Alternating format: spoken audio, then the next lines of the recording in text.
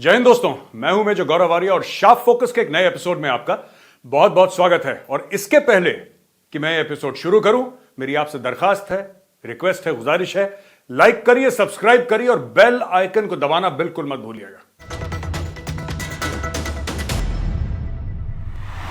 दोस्तों, हाल ही की बात है, इनफैक्ट कल की, मैं कश्मीर में था।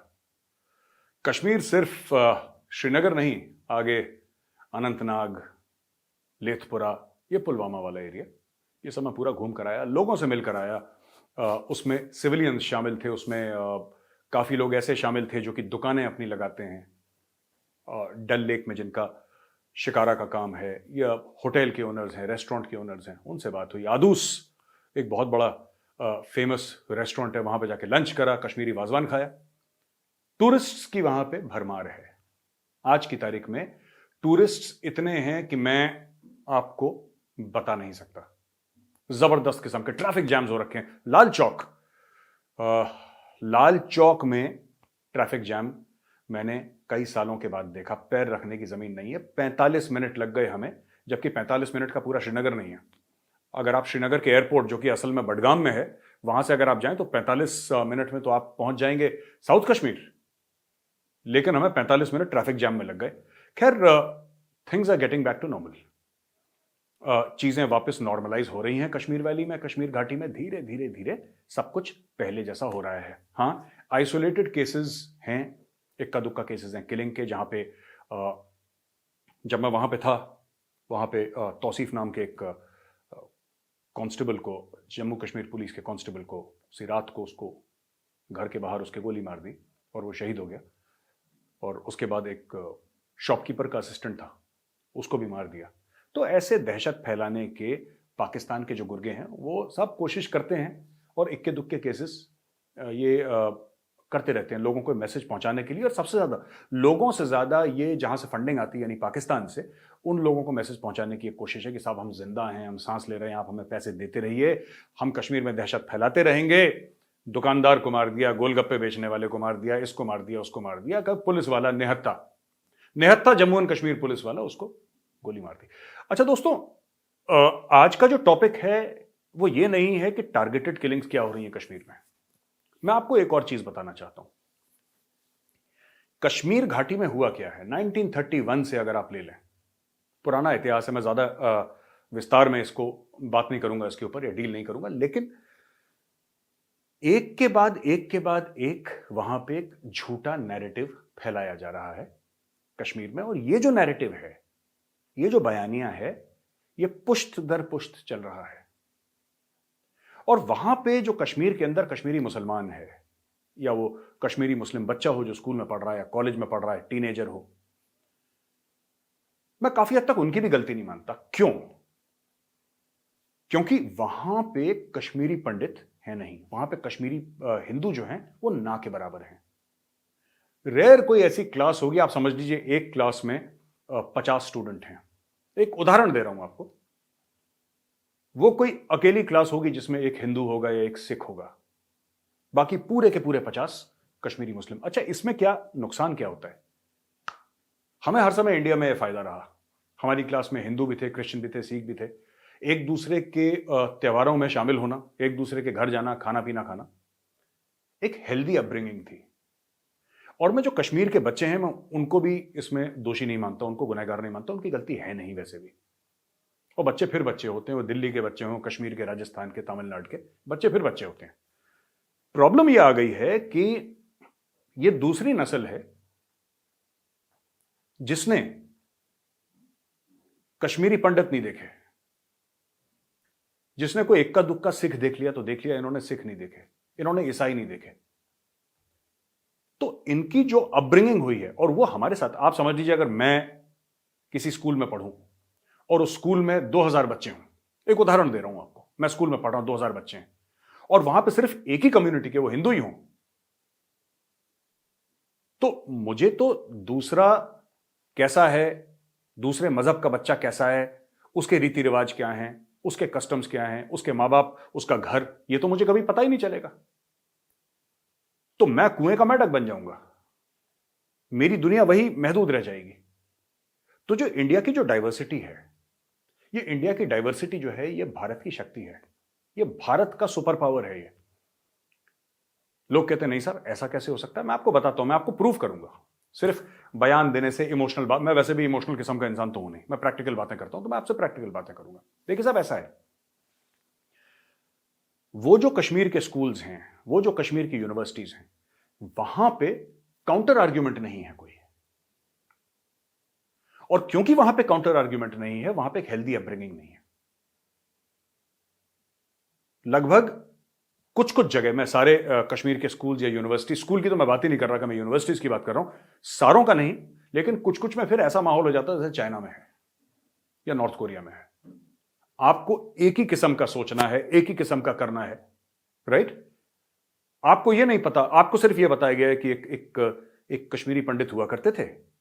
ये जो झूठा बयान है, हमारे कुछ मीडिया के भी भाई बहन हैं जिन्होंने ये बयान काफी आगे बढ़ाया था, क्योंकि उस समय इसी के पैसे थे,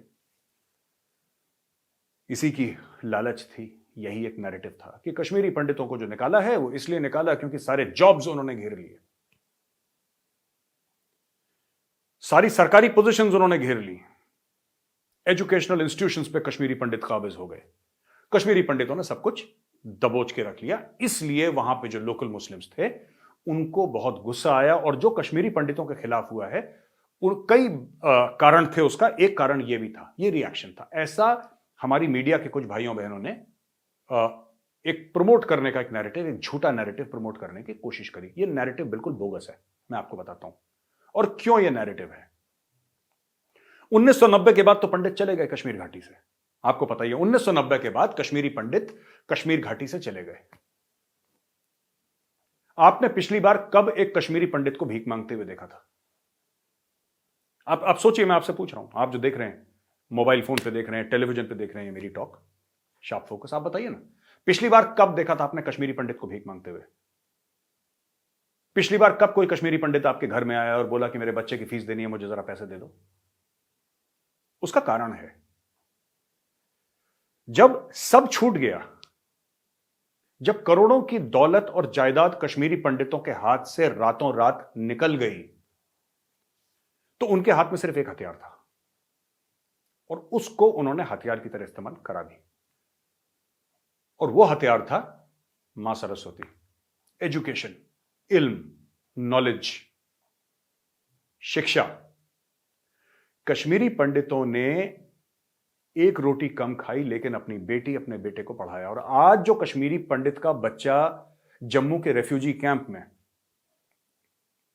पैदा हुआ था, या बचपन में उसको जम्मू के एक रेफ्यूजी कैंप में, गंदा सा रेफ्यूजी, स्क्वालिड रेफ्यूजी कैंप में लाके उसको वहां पे पटक दिया था सरकार ने, वो आज न्यूयॉर्क में सर्जन है, वो आज लंदन में सर्जन है, वो अमेरिका में नासा में साइंटिस्ट है।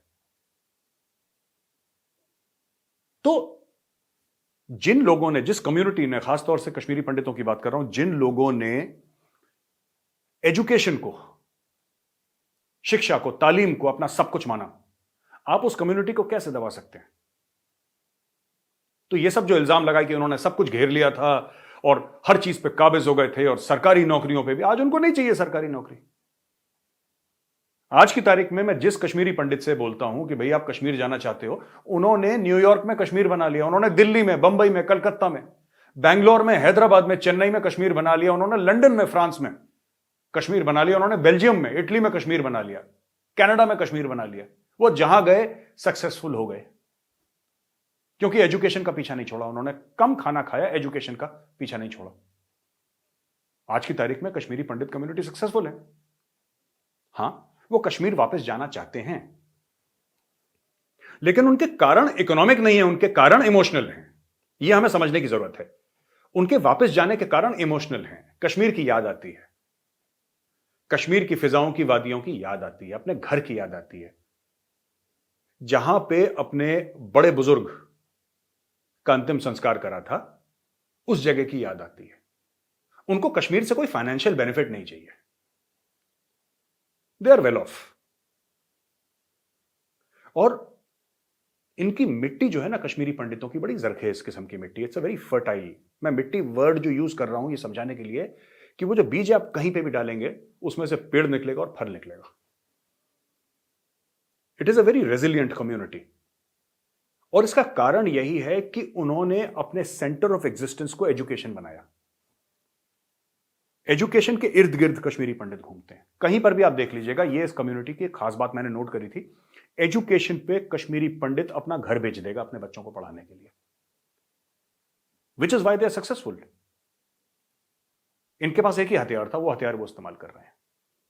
अब मैंने कई कश्मीरी मुस्लिम से भी बात करी और मुझे एक बात पता लगी वहां पे कि कश्मीरी मुस्लिम्स के लिए भी बहुत फायदेमंद है अगर कश्मीरी पंडित वापस घाटी में जाएं।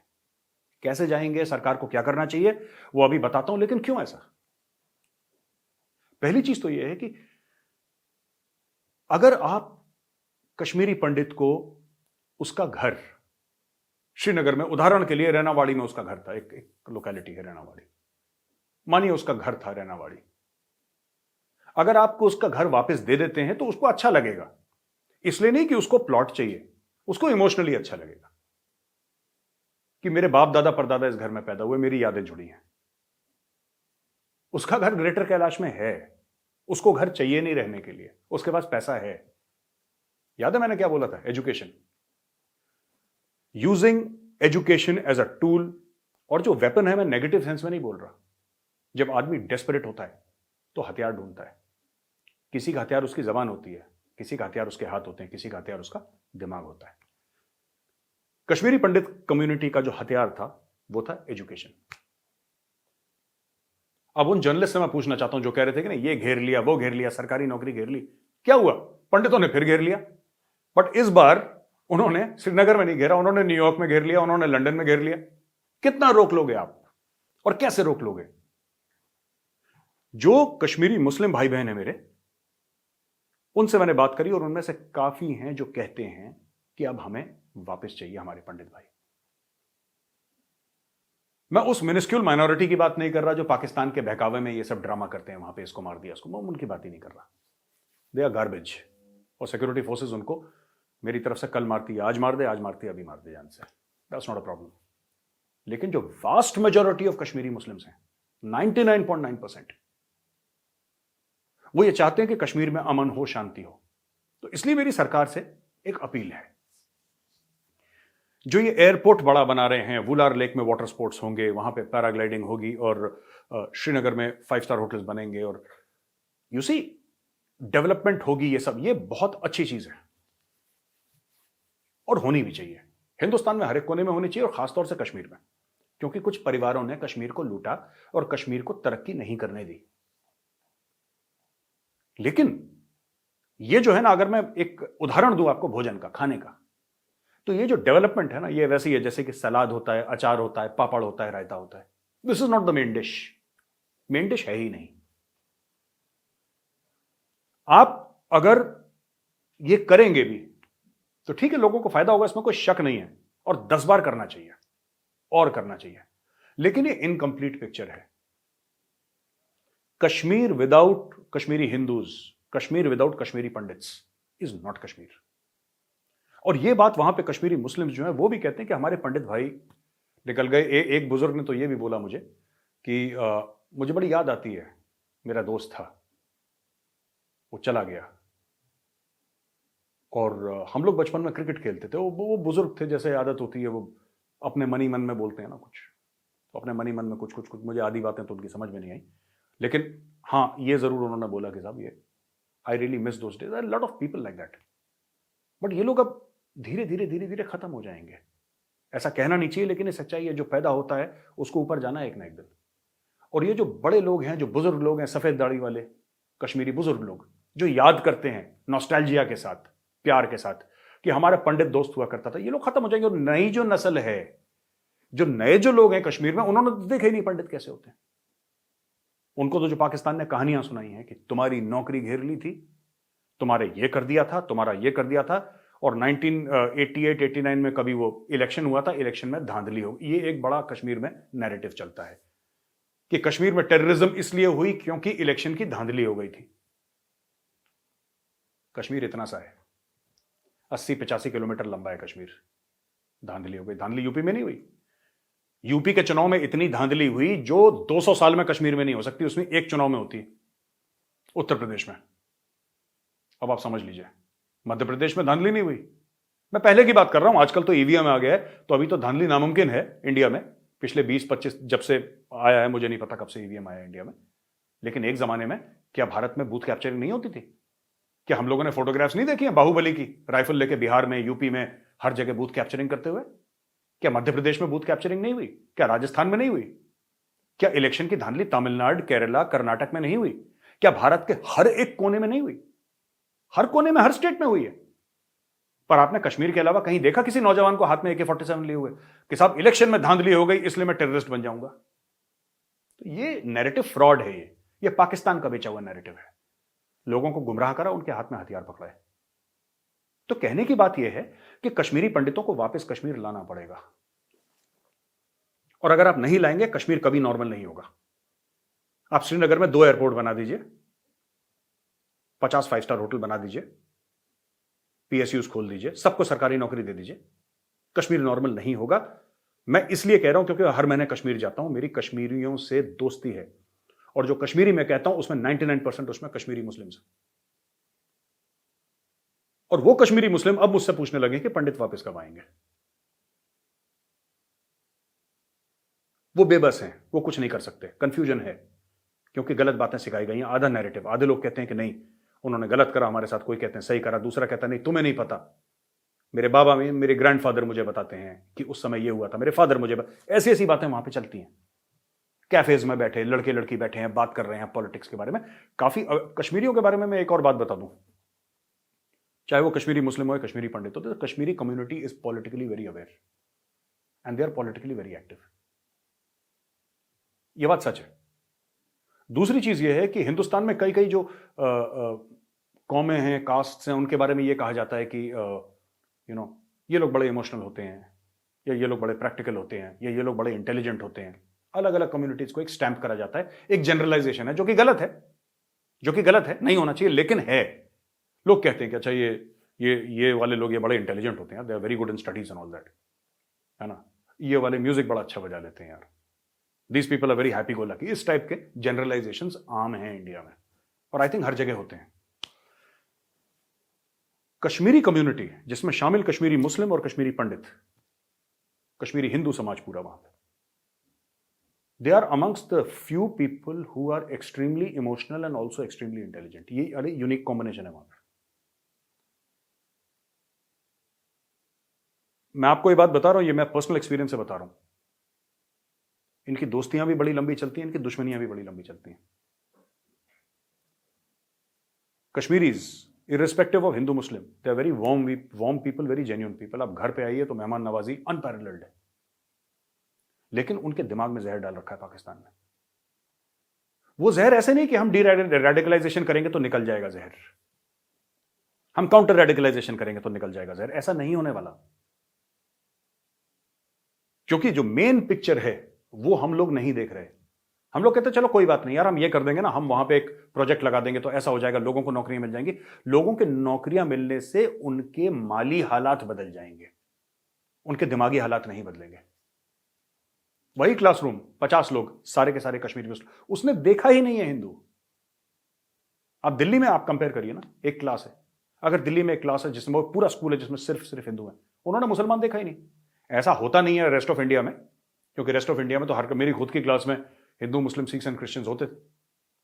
वो पॉपुलेशन के हिसाब से हिंदू थोड़े ज्यादा होंगे क्योंकि 85% हिंदूज हैं इंडिया में, और जाहिर सी बात है मुस्लिम थोड़े कम होंगे, लेकिन होते सब कुछ थे, होते सब थे वहां पे। और ये मुझे लगता है कि ये इंडिया का सुपर पावर है।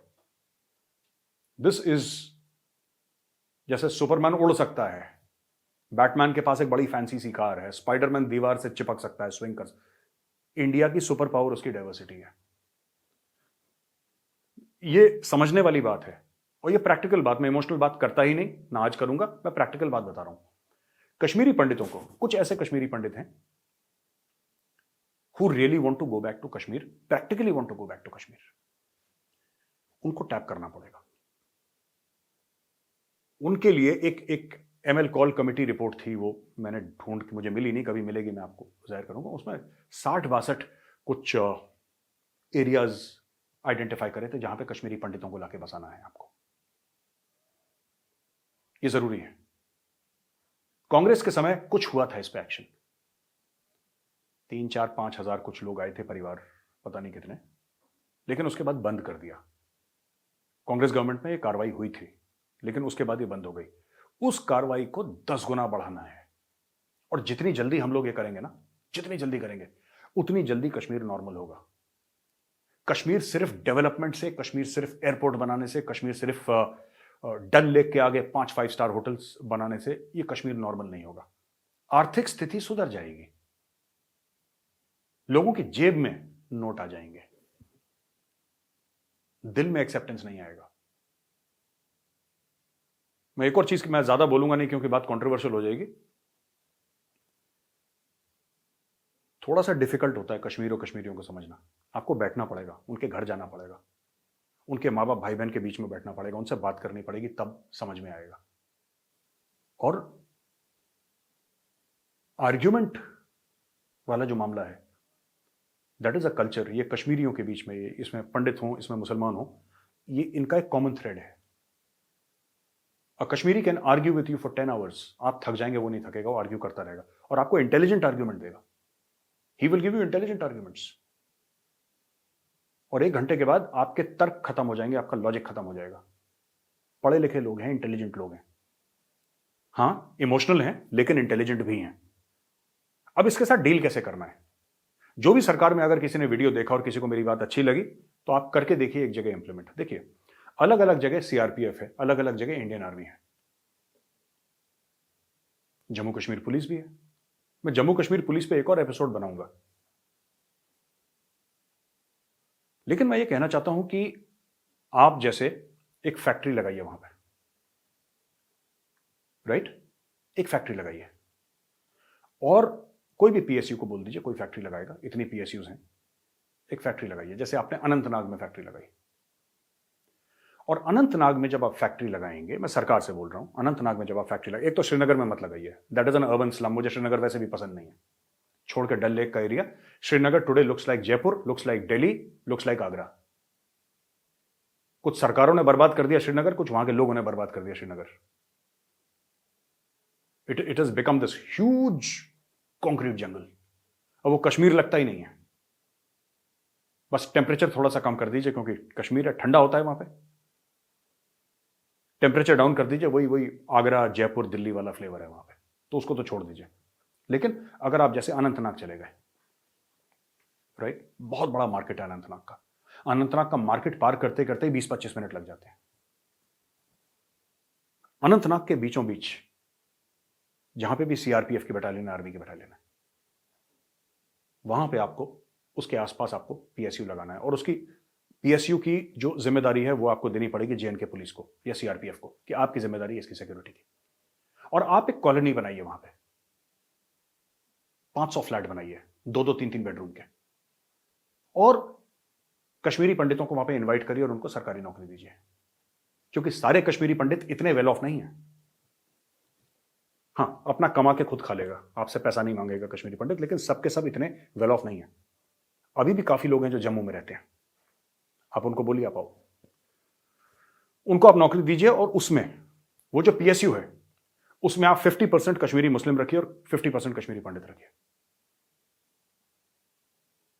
क्योंकि अगर आपने वो पूरी पीएसयू में प्योर कश्मीरी पंडित आपने रख दिए, तो फिर वही गलती करेंगे जो यहां पे कश्मीर में यूनिवर्सिटीज में हो रही, एक ही किस्म के लोग रहेंगे, वो गड़बड़ है।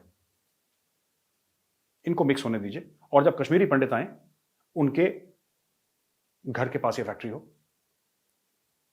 वो अपनी कॉलोनी में रहेंगे, सरकारी नौकरी होगी उनकी, और इसकी जिम्मेदारी होगी लोकल जो आर्मी की यूनिट है, लोकल जो सीआरपीएफ की या बीएसएफ की यूनिट है, बीएसएफ तो ज्यादातर ऊपर है, एलसी के पास, लाइन ऑफ कंट्रोल के पास, नीचे तो बीएसएफ कम है बहुत, लेकिन सीआरपीएफ की यूनिट्स हैं, आर्मी की यूनिट्स हैं, जेएनके पुलिस है वहां पे, उनको आप जिम्मेदारी दीजिए कि ये जो 500 कश्मीरी पंडित हैं, इनकी फैमिलीज, इनकी सेफ्टी की जिम्मेदारी आपकी। वो 500 फैमिलीज हैं, यानी कि करीब 2000 लोग, over a period of time वो 2000 जो 10,000 होंगे, और वो आपको बाहर से लाने की जरूरत नहीं है। वैसे भी बाहर से लोग जो आ रहे हैं वो those people who have served for 20-30 years वहां पे। कोई यूपी का है, वो कश्मीर में 30 साल से रह रहा है, those are the kind of people. वो ठीक है, वो जो सरकार कर रही है करे, दैट्स नॉट अ प्रॉब्लम। लेकिन आपके पास कश्मीरी ही इतने सारे हैं। अगर आप लेथपुरा चले जाएंगे, जहां पर पूरा सैफरन की खेती होती है, नेशनल हाईवे है, बहुत खूबसूरत national highway, left and right saffron की खेती होती है, वहां पे सीआरपीएफ है। लेथपुरा वो जगह है जहां पे जिसको पुलवामा में सुसाइड अटैक जहां पे हुआ था, that place is actually called Lethpura. वो लेथपुरा में हुआ था। पुलवामा इसलिए कहते हैं क्योंकि लोग बेहतर जानते हैं पुलवामा को, और रेवेन्यू डिस्ट्रिक्ट वही है Pulwama actually, if my memory is okay, if I am not wrong. तो लेथपुरा में आपकी कितनी जगह आपके तंगधार साइड में है, ऊपर नॉर्थ कश्मीर, आपके कुपवाड़ा है, हंडवाड़ा साइड में है, आपके इवन इन बडगाम वो है जहां पे एयरपोर्ट है। तो आपको ये कश्मीरी पंडित ऐसे ऑनक्लेव्स में बचाने, देखिए बात ये है ना, लोग कहते हैं, मैं काफी कश्मीरी पंडित भाई बहनों से बात करते, वो कहते हैं कि मेजर साहब नहीं, वहां पे जाके जेल में थोड़ा ना रहना है। ना, बात जेल की नहीं है। एक कश्मीरी पंडित से मेरी बात हुई थी, और ये जो एपिसोड है ये उन्होंने, उनकी बातों से मोटिवेटेड है, ये मैं उनका नाम नहीं लूंगा, उनकी बातों से मोटिवेटेड है कि जरूरी नहीं है कि जब आप आए क्रिकेट की क्रीज में आप चौके छक्के मारें, पर आप बल्ला लेके ना विकेट के सामने खड़े हैं और आप बैटिंग कर रहे हैं, आप डिफेंसिव खेल रहे हैं, कोई बात नहीं, लेकिन आप विकेट पे बने रहना, ग्राउंड पे आना और ग्राउंड पे अपीयर करना, और ग्राउंड पे लगातार दर लगातार वहां पे अपना प्रेजेंस शो करना, वो बहुत जरूरी है। वो प्रेजेंस बहुत जरूरी है। नॉन ट्रांसफरेबल जॉब्स में कश्मीरी पंडितों को लाना जरूरी है। नॉन ट्रांसफरेबल जॉब्स, 22 साल का लड़का है, उससे बोलो तुम शादी करके आओ, यहां पे सेटल करो, यहां पे हम तुम्हें सरकारी नौकरी दे रहे हैं, हम तुम्हें फ्री में फ्लैट दे रहे हैं, फ्री में बिजली दे रहे हैं, कोई दिक्कत नहीं, 10 साल के लिए फ्री है, उसके बाद तुम सक्षम हो जाओगे, तुम खुद कर लेना। आर्मी गुडविल स्कूल्स है वहां पे, उनके बच्चे वहां पे पढ़ सकते हैं, army goodwill schools, safety security सब कुछ है। और एक बार समाज में कश्मीरी पंडित एक बैलेंस हो जाएगा। देखिए मुस्लिम मेजोरिटी एरिया ये पिछले 700 सालों से है, या 600-500 सालों से, if I am not mistaken.